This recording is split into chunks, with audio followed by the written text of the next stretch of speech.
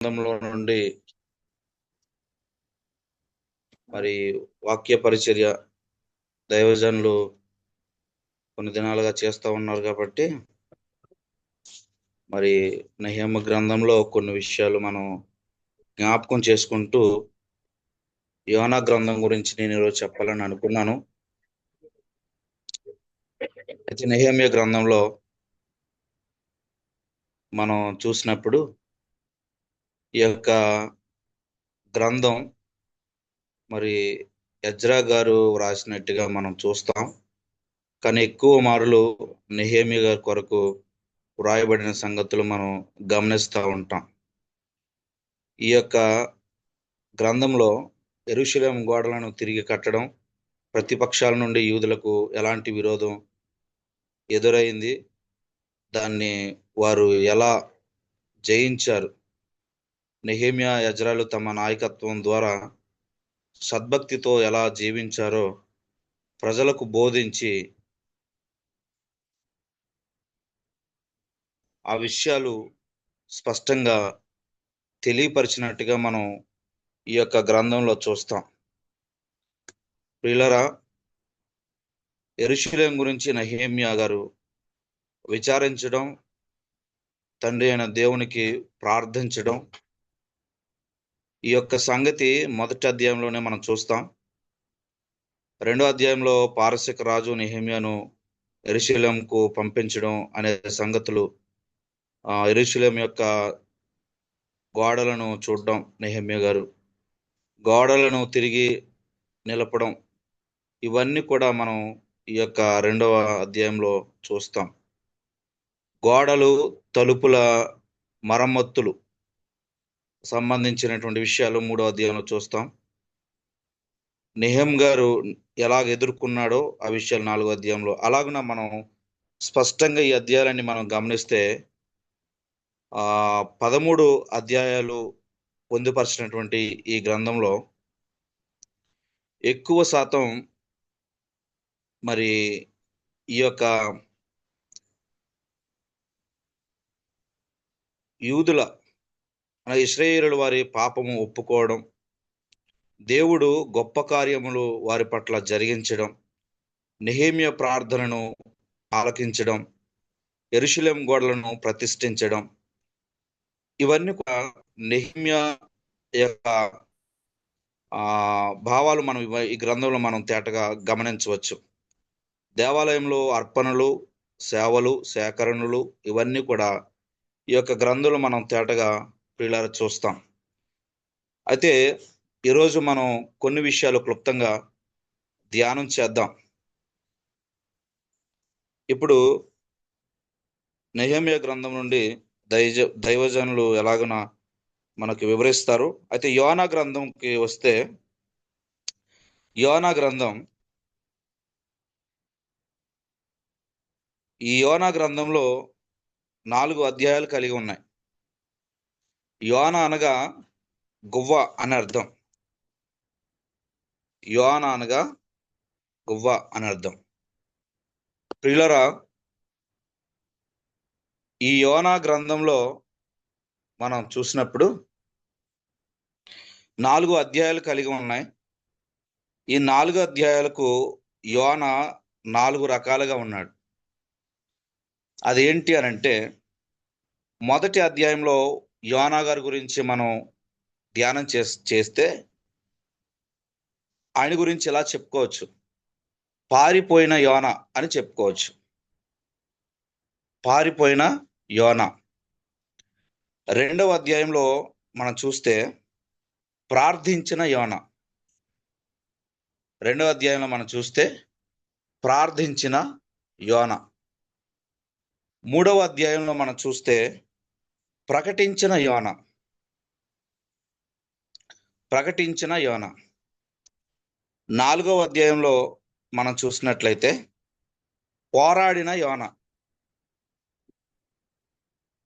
క్లుప్తంగా మనం ఈ యొక్క అధ్యాయం నుండి మనం ధ్యానం చేద్దాం ప్రియులరా.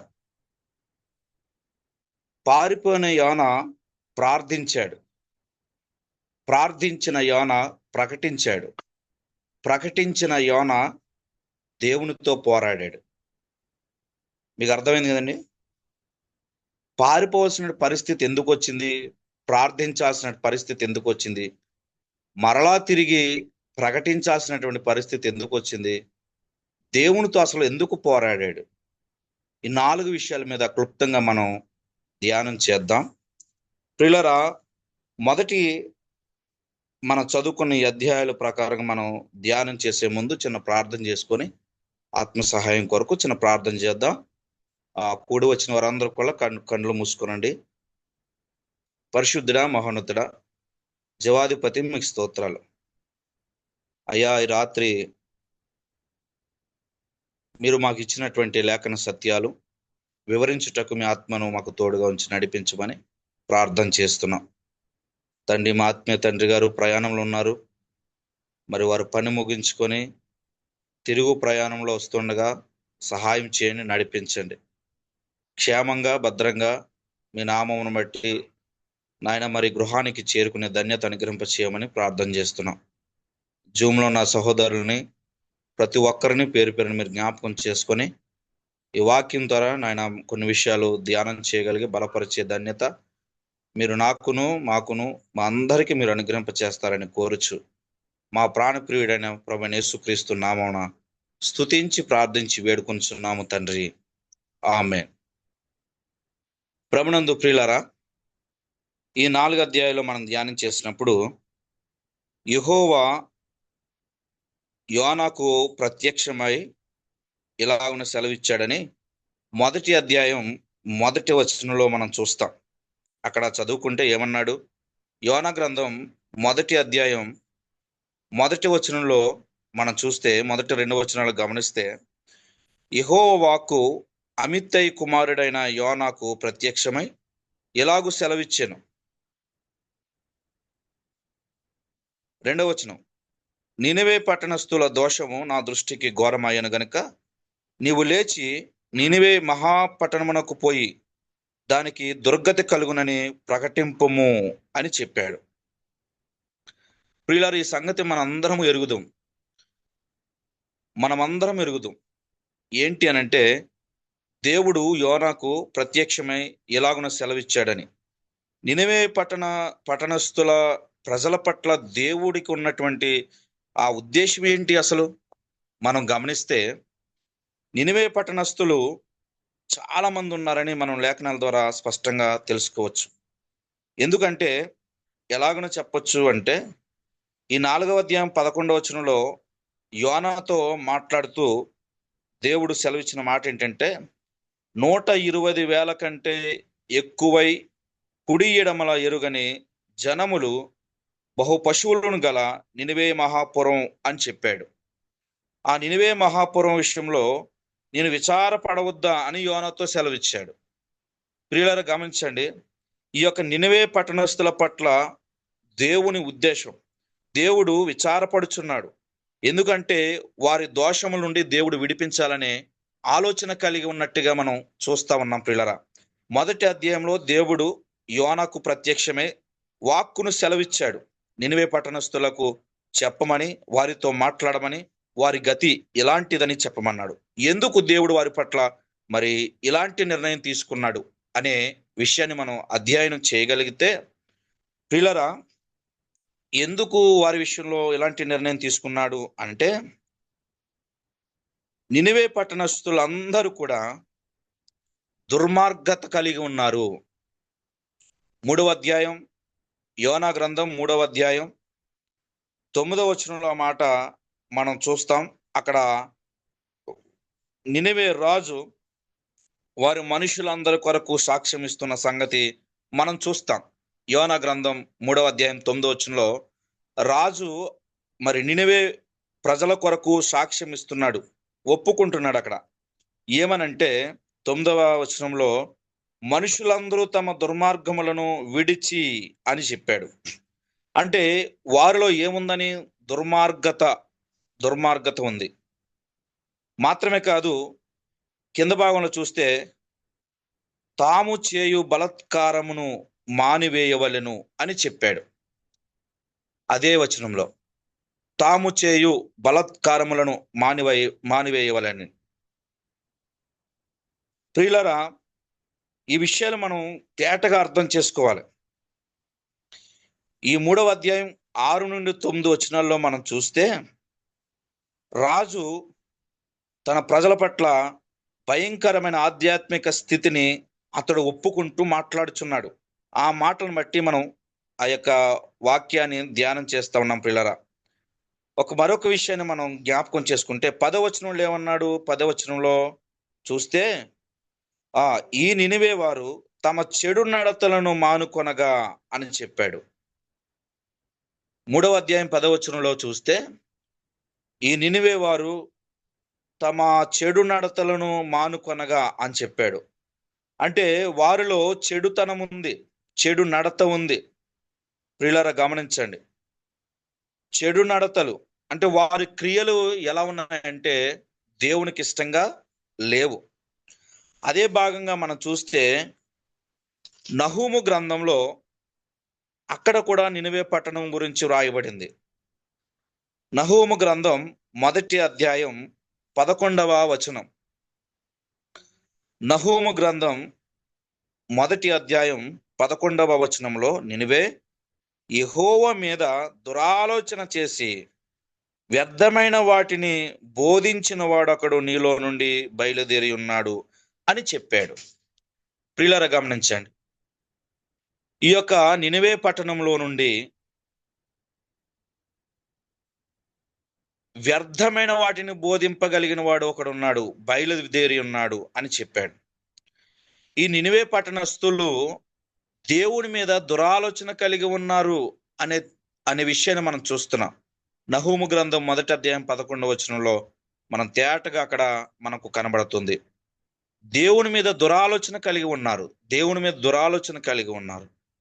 3వ అధ్యాయం 1వ వచనంలో చూస్తే అక్కడ ఏమన్నాడు? నరహత్య చేసిన పట్టణమా, నీకు శ్రమ, అది ఎడతెగక ఎర పట్టుకొనుచు మోసముతోనూ బలాత్కారముతోనూ నిండి ఉన్నది అని చెప్పాడు. నిజమే కదండి. 3వ అధ్యాయం 1వ వచనంలో మనం గమనిస్తే నరహత్య, బలాత్కారము అని చెప్పాడు, మోసము అని చెప్పాడు. వీటితో ఆ పట్టణం అంతా కూడా నిండి ఉన్నది అని చెప్పినట్టు సంగతి మనం చూస్తా ఉన్నాం. 4-5 అదే 3వ అధ్యాయంలో 4-5 వచనాల్లో మనం చూస్తే అధిక జారత్వము చూస్తాం, అధిక జారత్వం చూస్తాం. దేవునికి అది విరోధం అని కూడా చూస్తాం. అధిక జారత్వం నినివే పట్టణస్థులకు నాశనం అని కూడా చూస్తాం. ప్రియులారు ఇక్కడ గమనించాలి, మనం చదువుకున్న ఈ వాక్య భాగంలోనే గమనిస్తే నినివే పట్టణస్థులు దేవుని దృష్టిలో ఎలా అయిపోయారు అనంటే ఘోరమైన వారిగా అయిపోయారు. ఘోరమైన వారిగా ఎందుకు అయిపోయారో మనకు తేటగా అర్థమైంది. ఆ పట్టణస్థులు దుర్మార్గత కలిగి ఉన్నారు, బలాత్కార్యములు కలిగి ఉన్నారు, మాత్రమే కాదు చెడుతనము కలిగి ఉన్నారు, మాత్రమే కాదు వారి చెడు నడతలు కలిగి ఉన్నారు, వారి క్రియలు చెడ్డవుగా ఉన్నవి, దురాలోచన కలిగి ఉన్నవి, వ్యర్థమైన వాటిని బోధిస్తూ ఉన్నారు, మాత్రమే కాదు నరహత్య ఉంది, మాత్రమే కాదు జారత్వం ఉంది. ఈ విషయాలన్నీ కూడా వారికి నాశనమునకు దారి తీసినట్టుగా మనం చూస్తాం ప్రియులారా. ఈ నాశనమునకు దారి తీసి వీరు నాశనమైపోతున్నారు, నాశనమైపోతారు అంటే వీరు చస్తారు అనే విషయాన్ని దేవుడు ముందుగానే ఆలోచన చేసి ఆ నాశనము నుండి తప్పించాలని కూడా చూశాడు. అందుకే యోనాను ఎన్నుకొని యోనాకు ప్రత్యక్షమై ఆ నినివే పట్టణానికి పంపించినట్టుగా మనం చూస్తాం ప్రియులారా. అయితే ఒక విషయం ఏంటంటే, దేవుడు యోనాతో మాట్లాడి చెప్పాడు వెళ్ళమని, కానీ యోనా వెళ్ళకుండా పారిపోయినట్టుగా మనం చూస్తాం. ఆ తర్షీషు మీదుగా పారిపోయినట్టుగా మనం చూస్తాం. మెప్పేకు పారిపోయినట్టుగా మనం చూస్తాం ప్రియులారా. అయితే ఎందుకు పారిపోయాడు అని అంటే, దేవుని మాటను విననట్ట అనే విషయాన్ని మనం స్పష్టంగా ఆలోచన చేయాలి. దేవుని మాటను విన్నాడు కానీ ఆ మాట పట్ల లక్ష్యం ఉంచలేదు అనే సంగతి మనం తేటగా అర్థం చేసుకోవాలి ప్రియులారా. అయితే పరిశుద్ధ గ్రంథమైన బైబిల్లో మనం చూస్తే ఈ యోనా గురించి గొప్ప శ్రమ, కీడు ఆ నావికులకు సంభవించిన సంగతి మనందరికీ తెలుసు. అయినప్పటికీ దేవుడు యోనా మాట వినడం లేదు అని ఒక్క శ్రమ పెట్టాడండి. ఆ శ్రమ ఏంటి అని అంటే, ఇప్పుడు ఆ ఓడలో నుంచి ఓడ మునిగిపోతే మనము చనిపోతామేమో అని నావికులు ఆలోచన చేసి ఓడలో ఉన్న ప్రతి వస్తువును ఆ నీటిలో పారవేసడానికి సిద్ధపడ్డారు. పారవేశారు, ఓడ తేలికవుతుందేమోనని. ఆ భయంకరమైనటువంటి పరిస్థితి అంటే ఓడ బద్దలైపోయేంత భయంకరమైనటువంటి తుఫాను రాగా వారు భయపడి ఆ వస్తువులను పాడవేయగా వాటితో పాటుగానే ఈ యొక్క కీడు మనకు ఎలా సంభవించిందో అని చీట్లు వేసి తెలుసుకున్నప్పుడు ఆ యొక్క మరి యోనాని ప్రశ్నించినప్పుడు యోనా చెప్తున్నాడు. ఏమనంటే, యోనాని అడిగినప్పుడు, నువ్వెక్కడ వాడువు, నువ్వు ఎలాంటి వాడువు, నీ దేశం ఏంటి, నీ జనమేంటి అని, నీ వల్ల కీడు సంభవించింది, నీ దేవునికి ప్రార్థించు అని యోనాతో ఆ నావికులు మాట్లాడినప్పుడు ప్రియులారా ఇలా చెప్పాడు. ఏమనంటే, నేను హెబ్రీయుడను. యోనా గ్రంథం 1వ అధ్యాయం 9వ వచనంలో మనం చూస్తే, నేను హెబ్రీయుడను, సముద్రమునకును భూమికిని సృష్టికర్త ఆకాశమందుండు దేవుడై ఉన్న యెహోవా యందు నేను భయభక్తులు గలవాడినై ఉన్నాను అని చెప్పాడు. 10వ వచనంలో, తాను యెహోవా సన్నిధిలో నుండి పారిపోచున్నట్లు అతడు ఆ మనుషులకు తెలియజేసి ఉండెను గనుక వారు ఆ సంగతి తెలుసుకొని మరింత భయపడి, నీవు చేసిన పని ఏమని అతనిని అడిగినప్పుడు, అప్పుడు సముద్రపు పొంగుచున్నది, తుఫాను అధికమవుచున్నది, సముద్రము మీ మీదకి రాకుండా నెమ్మలించినట్లు మేము నీకేమి చేయవలనని అతను అడిగినప్పుడు యోనా, నన్ను బట్టి ఈ గొప్ప తుఫాను మీ మీదకి వచ్చినని నాకు తెలిసి ఉన్నది, నన్ను ఎత్తి సముద్రంలో పారవేయుడి, అప్పుడు సముద్రము మీ మీదకి రాకుండా నెమ్మలించునని యోనా వారితో చెప్పినట్టుగా మనం ఈ యొక్క 12 వచనాల ప్రకారంగా మనం చూస్తూ ఉంటాం ప్రియులరా. చూసారా, ఒక వ్యక్తి ద్వారా మరొక వ్యక్తికి శ్రమ, కీడు ఇలాగన మనం గమనించగలిగితే ప్రియులరా, అదే భాగంగా మరి ఆ యొక్క సముద్రంలో పారవేసినప్పుడు చూసినప్పుడు దేవుడు ఆజ్ఞ ఇచ్చాడు. ఏమనంటే 17వ వచనంలో, 1వ అధ్యాయం 17వ వచనంలో చూస్తే, గొప్ప మత్స్యము ఒకటి యోనాను మృంగవలనని యెహోవా నియమించి ఉండగా అని మనం చూస్తున్నాం. గొప్ప మత్స్యము ఒకటి యోనాను మృంగవలనని యెహోవా నియమించాడు, దేవుడు నియమించాడు. ప్రియులారా, ఇతడు చెప్తున్నాడు, దేవుని యందు భయభక్తులు గలవాడునని చెప్పాడు. ఆ సముద్రమునకును భూమికిని ఆకాశమందున్న దేవుడు, ఈయన సృష్టికర్త అని సాక్ష్యం ఇచ్చాడు. మరి ఆ సృష్టికర్తని ఎరిగిన ఈయన దేవుని మాటను లెక్క చేయకుండా పారిపోయినప్పుడు దేవుని నామానికి ఎంత అవమానం కలిగిందో ఆలోచన చేయాలి. ఆ అవమానాన్ని బట్టి దేవుడు మరి యోనాకి కలిగించినటువంటి శ్రమ, ఆ మత్స్యము కడుపులో 3 దినాలు ఉన్నట్టుగా మనం చూస్తాం ప్రియులారా. అయితే దేవుడు మరి ఈ యొక్క యోనా శ్రమ పడుతున్నాడు. యోనా మత్స్యంలో కడుపులో శ్రమ పడుతూ 2వ అధ్యాయంలో ప్రార్థిస్తున్నాడు, కేకలు వేస్తూ ప్రార్థిస్తున్నాడు. నా ప్రార్థన అంగీకరించి ఉన్నావని అడుగుతున్నాడు, చెప్తున్నాడు. ఏమంటున్నాడంటే 2వ అధ్యాయం 2వ వచనంలో మనం చూస్తే, పాతాళ గర్భంలో నుండి నేను కేకలు వేయగా నీవు నా ప్రార్థన అంగీకరించి ఉన్నావు, నీవు నన్ను అగాధమైన సముద్ర గర్భములో పడవేసి ఉన్నావు, ప్రవాహములు నన్ను చుట్టుకొని ఉన్నవి, నీ తరంగములను నీ కరులను నన్ను కప్పి ఉన్నవి, నీ సన్నిధిలో నుండి నేను వెలివేయబడినను నీ పరిశుద్ధాలయము తట్టు మరలా చూచిదనుకుంటుని అన్నాడు. చూసారా, 2 నుండి 4 వచనాల ప్రకారంగా మనం చూస్తే పాతాళ గర్భంలో నుండి కేకలు వేస్తూ దేవునికి మొరపెడుతున్నాడు. దేవుడు మొదట మాట్లాడినప్పుడు దేవుని మాటను తిరస్కరించినట్టుగా మనం చూస్తా ఉన్నాం. ఇప్పుడు దేవునితో మాట్లాడుతున్నాడు. దేవుని అడుగుతున్నాడు, అయ్యా నేను పాతాళ గర్భంలో ఉన్నాను, నన్ను బయటకు విడిపించు. అగాధమైన సముద్ర గర్భంలో పడవేసి ఉన్నాను నువ్వు. ఆ యొక్క సముద్రం ప్రవాహములు నన్ను చుట్టుకొని ఉన్నాయి అని చెప్తా ఉన్నాడు. మాత్రమే కాదు, నీ సన్నిధిలో నుండి నేను వెలివేయబడిన వాడను అని చెప్తున్నాడు. పిల్లలు, నీ సన్నిధిలో నుండి నేను వెలివేయబడినను, మరలా నీ పరిశుద్ధాలయము తట్టు మరలా చూచిదని అనుకుంటుని. పరిశుద్ధాలయం అంటే నిర్గమకాండంలో మనం చూస్తే పరిశుద్ధ స్థలము, అతి పరిశుద్ధ స్థలం అని కనబడుతుంది. ఒక తెర ఉంటుంది, మందసం ఉంటుంది. అక్కడ మనం చూస్తే పరిశుద్ధ స్థలం, అతి పరిశుద్ధ స్థలం. ఆ అతి పరిశుద్ధ స్థలములోనే దేవుని సింహాసనం ఉంటుంది. పిల్లరా, ఆ దేవుని సింహాసనం ఉండే స్థలం ఏది? పరలోకం. పరలోకం. అయ్యా, అక్కడ నుండి నీవు చూడు, నేను నీ పరిశుద్ధాలయము తట్టు మరలా చూస్తున్నాను. ఒక్కసారి నన్ను జ్ఞాపకం చేసుకొని మరలా దేవునితో మాట్లాడుతున్నాడు. ఆ సముద్రంలో ఉన్నప్పుడు నాచు కూడా తలను చుట్టుకొని భయంకరమైన పరిస్థితి, ఆ ఇసుకలో కూరిపోయేంత భయంకరమైనటువంటి పరిస్థితి అక్కడ మనకు కనబడుతుంది. పిల్లరా, 7వ వచనంలో ఏమన్నాడంటే, కోపములో నుండి నా ప్రాణము నాలో మూర్ఛిల్లగా నేను యెహోవాను జ్ఞాపకము చేసుకొంటిని. నీ పరిశుద్ధాలయములోనికి నీ యొద్దకు నా మనవి వచ్చెను అనే మాట మనం అక్కడ చూస్తా ఉన్నాం. పిల్లరా, అక్కడ మనం చూస్తా ఉన్నాం. నిజమే, యోనా దేవునికి ప్రార్థన చేశాడు.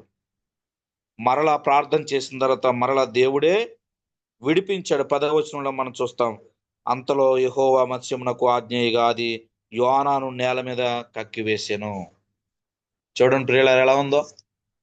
దేవుడు మొదట చెప్పినప్పుడు మాట వినకుండా తమ సొంత ప్రయత్నాలు చేసి దేవుని ఉగ్రతకు పాత్రులవుతున్నారు ఈరోజు చాలా మంది.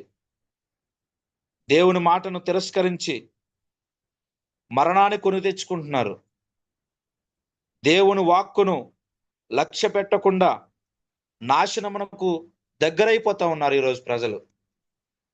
ఆ సందర్భంగా మనం ఆలోచన చేస్తే, నువ్వే పరిస్థితిలో ఉన్నా, ఎలాంటి స్థితిగతుల్లో ఉన్నా, నువ్వు ప్రార్థన చేస్తే దేవుడు ఆలకిస్తాడు, అంగీకరిస్తాడు, వింటాడు. ఆ పరిస్థితి నుండి దేవుడు మరలా విడిపిస్తాడు అనే సత్యాన్ని మనం చూస్తాం. ఇక్కడ యోనాకు పెట్టినటువంటి శ్రమ దేవుడే పెట్టాడండి. దేవుడే పెట్టాడు. ఎందుకు? మాట వినడం కోసం. దేవుని మాటను నినివే పట్టణస్థులకు చేరవేయడం కోసం దేవుడు యోనాకు ఆ శ్రమ పెట్టినట్టుగా మనం చూస్తా ఉన్నాం పిల్లరా. అందుకే 3వ అధ్యాయంలో 2వ మారు మాట్లాడాడు దేవుడు.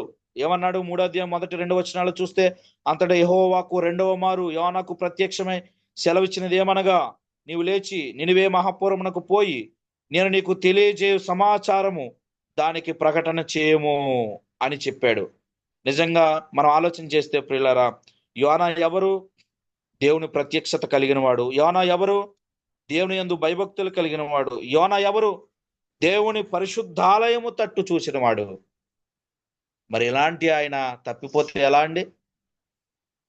అందుకే దేవుడు రెండోసారి మాట్లాడినప్పుడు యోనా మరి యెహోవా సెలవిచ్చిన ఆజ్ఞ ప్రకారం నినివే పట్టణానికి పోయాడు. ఆ పట్టణం గురించి యోనా ఆ పట్టణం విషయంలో దేవుని గురించి చెప్పాడు. అనేక మంది దేవుని నమ్ముకున్నట్టుగా మనం 3వ అధ్యాయంలో చూస్తాం ప్రియులారా. ఆ మహాపట్టణం అంటే చాలా పెద్ద పట్టణం. ఎంత పెద్ద పట్టణం అంటే 3వ అధ్యాయం 3వ వచనంలో మనం చూస్తే, దేవుని దృష్టికి గొప్పదే 3 దినముల ప్రయాణం అంత పరిమాణం గల పట్టణం అంటండి ఆ పట్టణం. ఏ పట్టణం? నినివే మహాపట్టణం. 3 దినముల ప్రయాణం అంత పరిమాణం కలిగినటువంటి పట్టణానికి యోనాను పంపించి దేవుని సంగతులు బయలుపరిచినట్టుగా మనం చూస్తా ఉన్నాం ప్రియులారా. దేవుడు మరి అక్కడ యోనా ప్రకటించగానే ఆ నినివే పట్టణస్థులందరూ కూడా దేవుని యందు విశ్వాసం ఉంచారు. 5 వచనంలో విశ్వాసం ఉంచారు. అందరూ కూడా ఉపవాసం దినములు చాటించుకొని గనులేమి అల్పులేమి అందరూ గోనెపట్ట కట్టుకున్నారు, దేవుని వైపు తిరిగారు ప్రియులారా. చివరికి ఆ నినివే రాజు కూడా దేవుని వైపు తిరిగినట్టుగా మనం చూస్తా ఉన్నాం ప్రియులారా. దేవుని వైపు తిరిగినట్టుగా మనం చూస్తా ఉన్నాం. ఆ అక్కడ రాజు కూడా స్పష్టంగా 7-8 వచనాల్లో మనం చూస్తే అక్కడ తేటగా చెప్పాడు, దుర్మార్గతను విడిచిపెట్టాలని చెప్పాడు, బలాత్కారమును మానుకోవాలని చెప్పాడు. ఇలాంటివి మానుకుని దేవుని వైపు మనము తిరిగితే దేవుడు మన ఎడల పశ్చాత్తాపుడై చేయనుద్దేశించినటువంటి కీడును చేయక మాని మేలు చేస్తాడనే ఆలోచన వారికి వచ్చి దేవునికి ప్రార్థనలు చేయడం మొదలు పెట్టారు ప్రియులారా. నిజంగా ఇదంతా ఎందుకు మనం మాట్లాడుకుంటున్నామంటే, ఈరోజు మానవుడు నేను క్రైస్తవుడినే, నేను సేవకుడినే, నేను విశ్వాసినే, నేను భక్తుడినే ఇలాగన వరగేసుకుంటూ పోయిన వారు అనేకులు మనకు కనబడతా ఉన్నారు. దేవుని విషయంలో నిర్లక్ష్యం చేసిన ఎడల అది మనకు శ్రమ అనే సంగతి తేటగా గుర్తించాలి. అది మన కుటుంబానికి నాశనం అది అనేది మనం తేటగా గమనించాలి. ఈ అధ్యాయాన్ని నేను ధ్యానం చేస్తున్నప్పుడు అనేక విషయాలు నా హృదయానికి ప్రశ్నగా నిలబడ్డాయి ప్రియులారా. నిజంగా అనేక విషయాల్లో నేను మరి మార్చబడ్డాను. అనేక విషయాల్లో తేటగా దేవుని వాక్యమును బట్టి నేను ఎంతో బలపరచబడుతున్నాను ప్రియులారా. నిజంగా మనలో ఉన్నటువంటి అవిధేయత, అవిశ్వాసం ఇవన్నీ కూడా తీసివేసుకోవాలి. దేవుని యందు విశ్వాసం కలిగి, భయభక్తులు కలిగి మనం జీవించినప్పుడు దేవుడు మన ఎడల జాలి చూపి మరి కీడును చేయక మాని మేలు చేస్తాడనే గొప్ప సంగతి మనం చూస్తా ఉన్నాం. అదే యోనాకు నీడిచ్చాడు, నీడ తీశాడు. ఆ నీడ విషయంలో దేవునితో పోరాడుతూ ఉన్నాడు. అదే సందర్భంలో మనం చూస్తే ఆ నినివే మహాపుర విషయంలో నేను విచారణ పడవద్దా అని యోనాతో దేవుడు సెలవిచ్చినట్టుగా మనం చూస్తా ఉన్నాం ప్రియులారా. అంటే ఏ మానవుడు నశించిపోవడం దేవునికి ఇష్టం కాదండి. ఏ మానవుడు నశించిపోవడం దేవునికి ఇష్టం కాదు. ప్రతి ఒక్కరు కూడా ఆయన యందు భయభక్తులు కలిగి జీవించిన ఎడల ఆయన మన పట్ల ఎంతో మేలు చేస్తాడనే గొప్ప సంగతి ఈ యొక్క అధ్యాయాలను బట్టి మనం స్పష్టంగా తెలుసుకోవచ్చు. మరి ఆయన పిల్లలమైన మనం ఆయన యందు మన క్రియలు, మన నడత ఎలాగున మనం చూపిస్తున్నాం అనేది ఎంత ప్రాముఖ్యం అంటే, దేవునితో మరి నిజంగా మనం చూస్తే దేవునితో చెలగాటాలు ఆడేవారు చాలా మంది ఉన్నారు. వారికి రాబోయే దినాల్లో పెద్ద ఉగ్రత వారి మీదకి రాబోతుంది. అది దేవుని వాక్యం ద్వారా మనం గమనించవచ్చు, మనం చెప్పవసరం లేదు ప్రియులారా. అయితే దేవుని విషయంలో మనం జాగ్రత్త కలిగి దేవుని దృష్టికి మరి ఘోరమైన వారిగా కాకుండా మంచి వారిగా ఉండాలి. ఒకప్పుడు దేవుని దృష్టిలో మరి ఈ యొక్క నినివే పట్టణం ఘోరమైనదిగా ఉంది. తదుపరి వారు మారిపోయిన తర్వాత గొప్పదిగా మారిపోయింది ప్రియులారా పట్టణం. కాబట్టి మార్పు చెంది, మారు మనసు పొంది, రక్షణ పొంది ధన్యత యేసుక్రీస్తు వారి ద్వారా మనకు దొరికింది. కాబట్టి ఆయన యందు విశ్వాసం ఉంచిన ప్రతి ఒక్కరూ నిత్య జీవం పొందులాగున అనేకుల కొరకు మనం ప్రార్థించవలసిన వారమై ఉన్నాం. కాబట్టి మరి ఈ మాటలు అనేకులకు ఉపయోగపడి మన కుటుంబాలకు మేలుకరంగా మార్చబడును గాక. మరి సమయం ఇచ్చినటువంటి అన్నగారికి కూడి వచ్చిన మీ అందరికీ కూడా ప్రభు పేరిట వందనాలు తెలియపరుస్తూ నేను మాటలు ముగిస్తా ఉన్నాను. అందరికీ వందనాలు అన్నగారు. ఓకే, వందనాలు బ్రదర్. వందనాలండి, వందనాలు బ్రదర్. మా ఒక్క నిమిషం మేడం.